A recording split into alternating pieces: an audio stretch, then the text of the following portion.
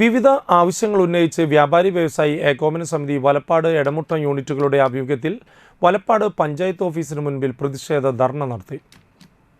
വർദ്ധിപ്പിച്ച തൊഴിൽ നികുതി പിൻവലിക്കുക, ഹരിതകർമ്മസേനയുടെ ഫീസ് മാലിന്യത്തിൻ്റെ തോതനുസരിച്ച് നിശ്ചയിക്കുക, പഞ്ചായത്ത് ലൈസൻസ് ലഭിക്കാനുള്ള അനാവശ്യ നിബന്ധനകൾ ഒഴിവാക്കുക എന്നീ ആവശ്യങ്ങൾ ഉന്നയിച്ചായിരുന്നു dharna. Edamuttam unit president PN Sujin ഉദ്ഘാടനം ചെയ്തു.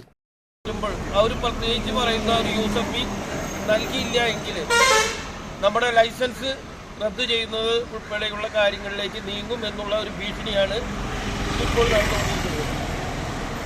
ഇതുപോലെ ന്യായമല്ലാത്ത പല കാരണങ്ങളും കാരണം ഈ ലൈസൻസ് ഫീ നമ്മൾ വലപ്പാട് യൂണിറ്റ് പ്രസിഡന്റ് ഷാജി ചാലിശ്ശേരി അധ്യക്ഷനായി. യൂത്ത് വിംഗ് ജില്ലാ vice president KB Thajudheen, KJ Sreeraj, KS Shaju എന്നിവർ സംസാരിച്ചു. KA Santhosh, AV Premlal, Bashiruddin, Satheesh Babu, RA Muhammad, Manoj Kumar എന്നിവർ നേതൃത്വം നൽകി.